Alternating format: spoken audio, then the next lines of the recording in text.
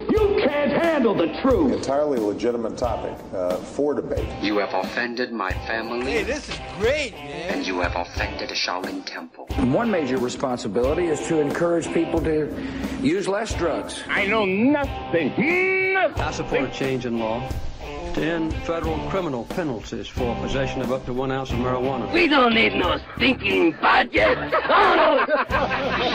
Homosexuality, immorality in general. How in the century you have slurred the meaning of the words we, the people. Be warned, this is not your mother's marijuana. You could ask yourself a question. Do I feel lucky? Well, do you, punk? I want to ask you a bunch of questions. I want to have them answered immediately. Surely you can't be serious. I am serious. And don't call me Shirley. Radical Rant. Welcome back, everyone. 46 and a half after the hour. And in the rant today, I was troubled by a story that I read in the Salem Statesman Journal. That's the newspaper in the capital city of Salem, Oregon here, where the legislature will be meeting shortly. And because of this story, I think it's vitally important for supporters of Oregon's Measure 91 to contact their state representative and senator and urge them to respect the will of the voters on Measure 91.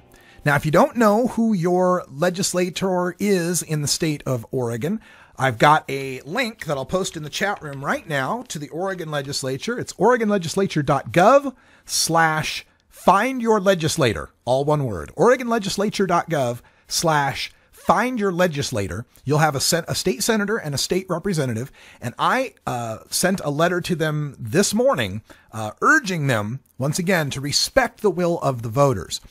There are 4 basic areas where we have to fight right now.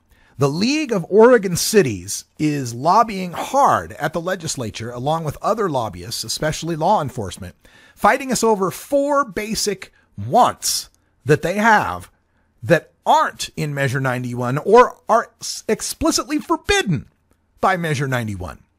First, they want the right of cities to establish local marijuana taxes. They secondly want the right of cities to establish bans on marijuana licenses without a vote of the people. They want the establishment of a blood draw nanogram per milliliter THC DUID limit, per se limit like Washington has. And they're even talking about abolishing or severely curtailing the Oregon medical marijuana program. One Democratic senator, a freaking Democrat, is already claiming that the people just wanted legalization and they don't care too much about Measure 91's fine print. And a Republican senator is already asking about abolishing the medical marijuana program. So we cannot let legalization get twisted up by these lobbyists, by law enforcement, and the legislature. We've got to speak up now. Here is what I wrote to my representatives and senator. Senator Dembro and Representative Smith Warner.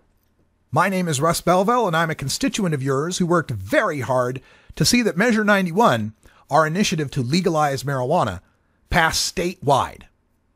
Now, I am very troubled by reports that the legislature is being lobbied by the League of Oregon Cities and others to subvert the will of the voters by making changes to Measure 91 that are completely inconsistent with Measure 91. In particular, Senator Lee Beyer is quoted in the Statesman Journal saying that November's vote in favor of marijuana meant Oregonians support recreational usage and not that they support the specific details of Measure 91. His assumption is that most voters, quote, didn't pay a heck of a lot of attention, end quote, to read all the fine print in the proposal. I assure you, the fine print in the proposal is exactly what Oregonians supported. For it is within that fine print that Oregon learned the lessons from the process of legalization taking place in Washington and Colorado. At least 70 Oregon cities passed local taxes on marijuana prior to Measure 91's passage. As you know, Measure 91 vests sole taxation authority over marijuana to the state alone and repeals and supersedes all previously passed local taxes. This is how we tax alcohol in Oregon. Yet cities believe they should be able to tack on an extra tax for the alleged costs of regulation that are already covered by Measure 91 and are never quantified by the cities.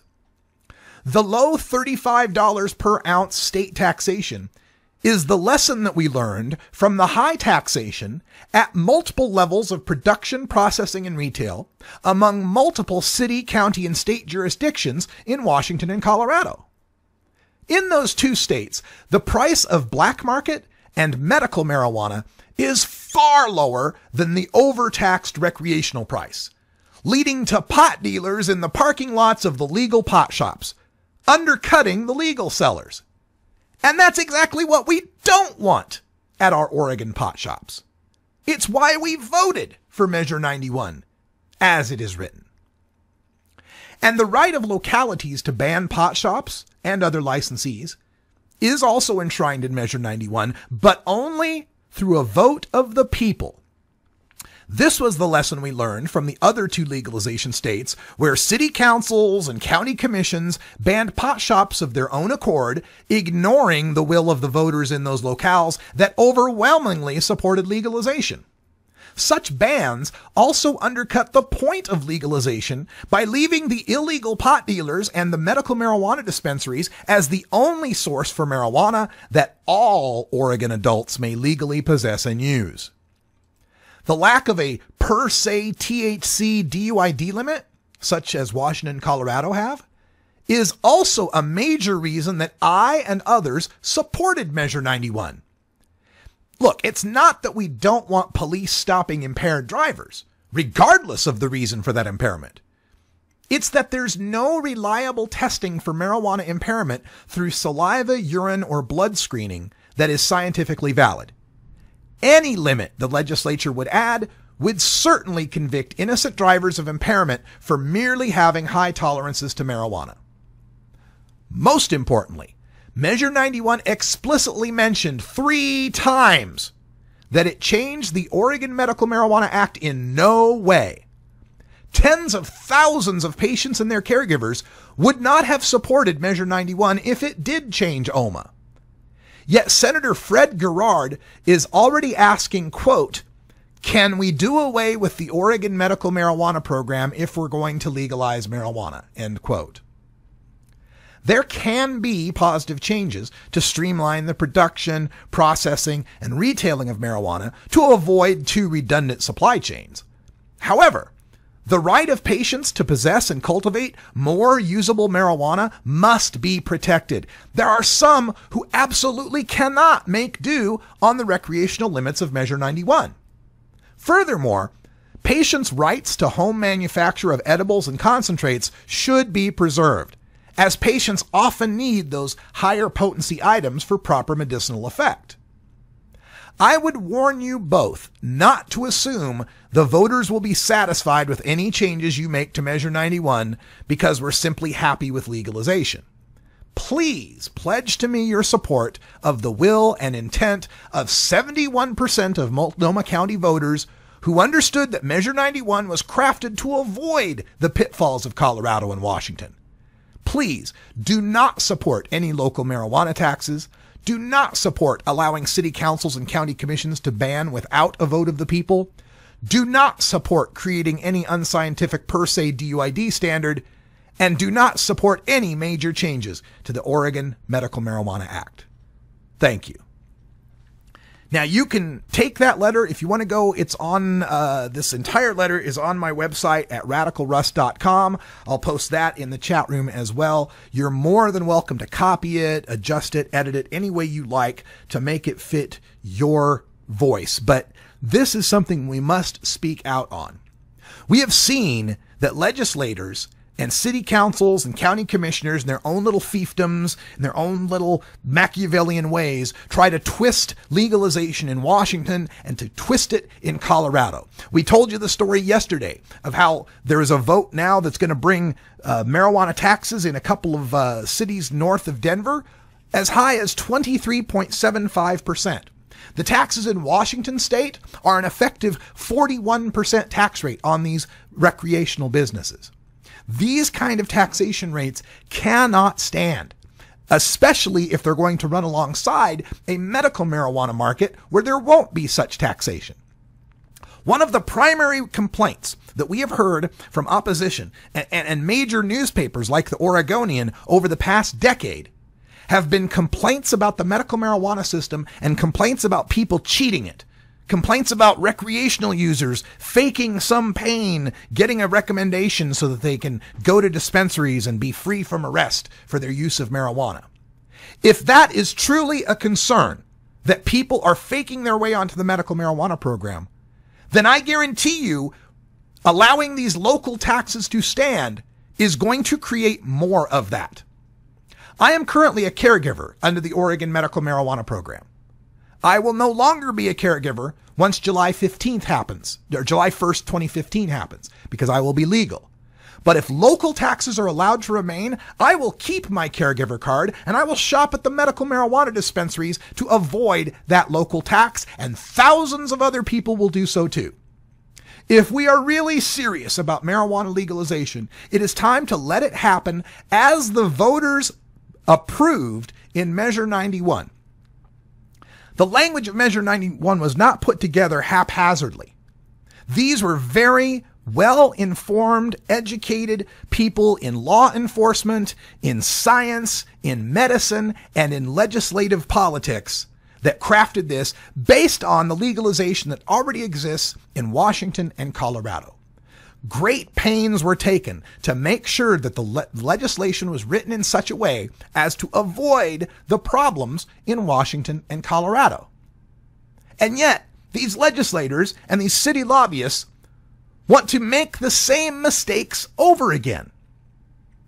This claim that they need to have a 10% or a 20% or a 40% or a 50% marijuana tax in whatever city is always predicated on this idea that they have to deal with the excessive costs of the regulation. Scott Winkles from the League of Oregon Cities complains that when some neighbor calls the cops on another neighbor for the smell of their marijuana grow, it's not the state of Oregon that'll answer the call, it's the city of Portland or Fairfield or whatever city. They are trying to push through a regulatory tax on marijuana without ever quantifying what the cost of those regulations will be.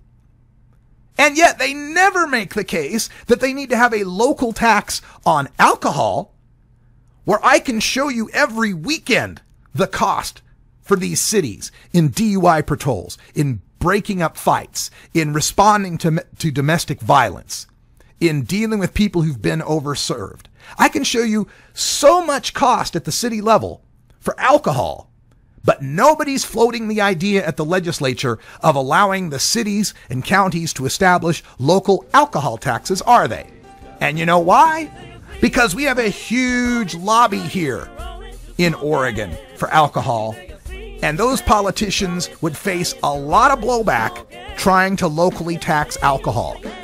If they don't want to locally tax alcohol, then they've got no good basis for locally taxing marijuana that costs far less in regulation and enforcement.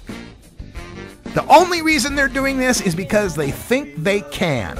It's not established enough. There's not enough lobbyists. It's a tax they think they can get away with. Well, folks, they ain't gonna get away with it. We will be at the legislature, all of us in the Oregon marijuana community, to guarantee that this does not happen. And if it does, we're going to raise holy hell. That's all the time we got. Thanks for joining us. Stay tuned for Hour 2. Till next time, take care of each other, tokers. This is the Russ Belville Show. The Russ Belville Show is blogging and podcasting daily at radicalruss.com. You grow it, you dry it, you roll it, you smoke it. You take a seed, you plant it,